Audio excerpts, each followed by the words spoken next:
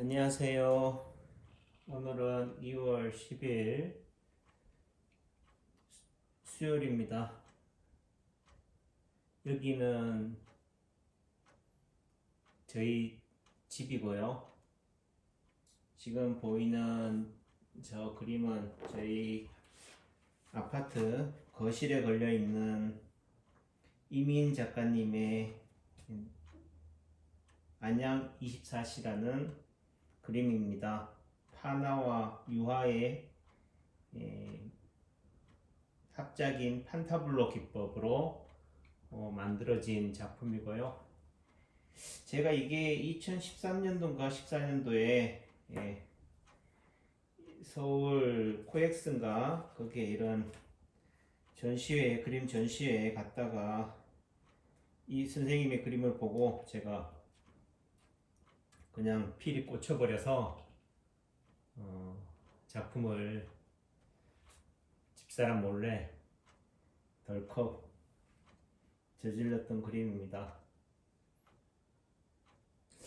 현대의 20세기, 21세기의 도시, 이분 작품의 대부분들이 이게 근경, 원경이 아닌 근경, 가까이에서의 그림, 거의 사진 가까이처럼 찍은 것처럼 들어져 오는 모습인데 실제 사람이 안 보여요. 요즘은 가끔씩 사람을 그리기도 하지만은 이 선생님 말씀은 사람을 의도적으로 안 그린 것은 아니다라고는 하는데 이 작품에서 보고 느껴지는 것은 이뤄져가는 또 잊혀져가는 과거 또 현재라 하지만 이 현재의 삭막함 도시 속에 과밀화된 이 집합시설이 있는 가운데 속에서도 뭔가의 허전함 공허함이 이 그림에서 내포되어 있는 것 같아서 도시라는 이 생활 속에서 과연 뭔가 잃고 있는 인간성 이런 부분들이 또 내지는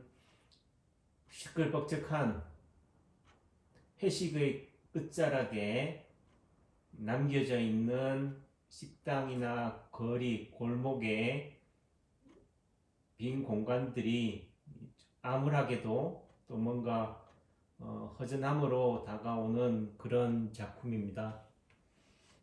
21세기에 20세기의 풍속화가 아닌가 싶은 생각이 들었고 또 먼 훗날 또 미래의 모습은 더욱더 도시화가 되고 과밀화가 되겠지만은 그래도 20세기 21세기의 도시 특히 안양 급격하게 바뀌어져가는 이런 도시의 모습을 보여주는 그림이다라는 생각이 듭니다. 짬이 나서요. 남창기 박사가 쓴 인체파동 원리책 소개 강의 시간을 갖도록 하겠습니다. 인체파동 원리가 세상에 알려지게 된 과정에 대해서 91쪽 그래서 2002년 2월 11일 포털 사이트 다음에 인체파동 원리란 카페를 개설하고 정모를 통해 무료로 사람들에게 제압 자리를 알려주고 우리 몸이 아픈 까닭과 제압만으로도 치료되는 이유를 가르쳐 주었다. 하지만 무료로 배웠던 많은 사람들이 인체파동 원리를 이용해 돈벌이로 활용하며 마치 자신이 연구 개발한 것이냐 포장하고 거짓으로 사람들에게 사기치는 것을 보고는 무료로 강의하고 치료해 주는 것을 접고 제도권 의료기를 통해 인체파동 원리를 알리기로 결심하였다. 지난 시간에도 그 채소 권장을 만나서 채소 권장의 고등학교, 대학교 선배인 김희철 원장을 소개하고 또 저랑 연결이 된 것에 대해서 말씀을 드렸는데요. 어제도 보니까 그 유튜버 분이 몇십만 유튜버 하시는 분이 그동안 직장 생활을 하다가 관계로 인해서 잠시 중단한 상황인데 다시 유튜브에 등장을 하셨는데 그분이 등장 이유가 본인의 이름을 팔아서 사기를 치더라. 그러니까 절대로 자기는 자기 이름으로 그런 상업적인 그런 행위를 하지 않으니까 혹시나 거기에 현혹되거나 사기 당하지 마세요라는 말을 하잖아요. 그러니까 세상이 인체파동 원리를 통해서 박정부 선생님이 무료로 가르쳐 줬는데 또 누가 또 카페 회원들한테 문자로 보내서 내가 또 가르쳐 줄게. 내지는 얼마만 주면은 고쳐줄게. 마치 박정부인 양 또는 박정부의 치료법을 활용해서 자기가 개발한 것인 양 이렇게 거짓으로 사기치는 걸 보고 세상 사람들은 공짜로 가르쳐 줘봤자 고마워하지 않는구나. 또 내지는 심한 얘기로 무면 의료 행위로 뭐 이렇게 재판까지 간 상황이 되다 보니까 그런 부분에 있어서 어떻든 상처, 실망감, 배신감이 됐던 거죠. 그런 과정에서 최석 원장이 이런 것을 교육 사업을 통해서 한번 실현해봐라. 한 의료인들 상대로 가르치면은 돈이 된다. 뭐 이렇게 개념이 돼서 그러면은 너가 한번 아는 사람 소개시켜 주라 해서 그 김희철 원장님을 소개를 된 거죠. 그렇다고 해서 뭐 김희철 원장이 뭐 생투마켓 때 무조건 뭐 따라가겠습니까? 뭔가 박종부 쌤이 가지고 있는 능력을 검증해야 되니까 그래서 한번 자기가 박종부 쌤 아니 김희철 원장님이 9개월 동안 치료받고 자기한테 치료받고 근데 당신한테 치료받는다는 얘기는 안 하고 9개월 아니 어떻든지는 모르겠지만은 9개월 동안 이렇게 치료받는 중풍 환자가 있는데 차도가 없다. 혹시 마비된 그 환자의 팔을 좀 좋아지게 하는 방법이 있냐 하니까 반대편 둘째 손발가락이죠. 그게 뭐예요? 그쪽 마비된 팔에 해당되는 파동자리, 대응자리잖아요.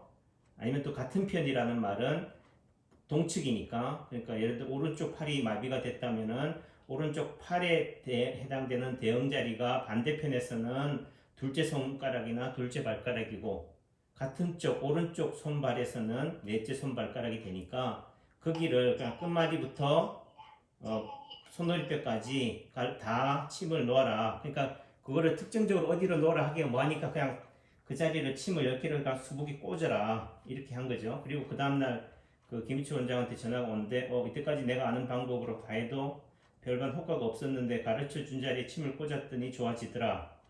그런데 그러면은 돌이 지나면서 소아마비가 생겼는데 그래서 한쪽 다리가 불편하다 이런 것도 좋아질 수 있느냐 소아마비도 그러니까 이제 박정부 선생님 당연하지 어디까지 좋아지길 바라냐 하니까 글쎄 다 바랄 순 없고 나는 이제 그 소아마비 환자가 발바닥 뒤꿈치가 땅에 닿지 않는데 딛고 걸을 수만 있으면 좋겠다 그러면은 그 오른쪽 다리가 소아마비라면은 왼쪽 손발에서 엄지손가락에 해당되는 끝마디에서부터 손허리뼈까지 침을 다 꽂아라. 그래서 처음 발바닥을 봤을 때는 아기 피부처럼 뽀얗게 생겼다. 그 몇 번의 침치료로 40년 동안 발바닥을 딛지 못하고 살아온 그 김희철 원장이 발바닥을 땅에 딛고 걸을 수 있게 되자 그 원장의 기쁨은 이런 말할 수 없었다. 그리고 그런 상태에서 이제 저를 이제 소개하기 위해서 또 저를 끌어들이기 위해서 제천에 왔다가 이제 충주로 넘어간 상황인데 저를 데리고 이제 충주로 가려고 했던 것 같아요. 그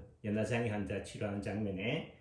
근데 그때 그 연화장애 환자를 치료하고 나서 그때 술 마시면서 저보고 한 얘기가 창규야 내 이게 발 뒤꿈치가 땅에 안 닿았는데 땅에 닿는다. 막 그러면서 너무 들뜨셔서 신나시고 했던 그 기억을 잊을 수가 없어요. 어쨌든 그런 과정 속에서 본인의 소아마비와 또 당신이 치료하던 중풍 환자의 마비된 팔이 좋아지는 걸 목격하고 박종부 선생님과 함께 이 한의원으로 동업을 하고 또 내지는 이걸 통해서 한의사들을 상대로 교육 사업에 뛰어들자 그리고 내지는 뭐 한 얘기로 뭐 50대 50으로 먹자 뭐 이렇게 하신 거죠. 그래서 그런 과정 속에서 마포에다가 파동한의원을 한 거다. 그래서 필자는 대학 선배인 그 김희철 원장의 소개로 박종부 선생을 만나서 인치파동을 알게 되었고 그리고 또 교육비를 내고 또 이렇게 하게 된 거죠. 그래요. 잠시 마무리 지었습니다. 또 기회 되면은 또 제가 강의로 올리도록 하겠습니다. 행복한 명절 되세요. 감사합니다.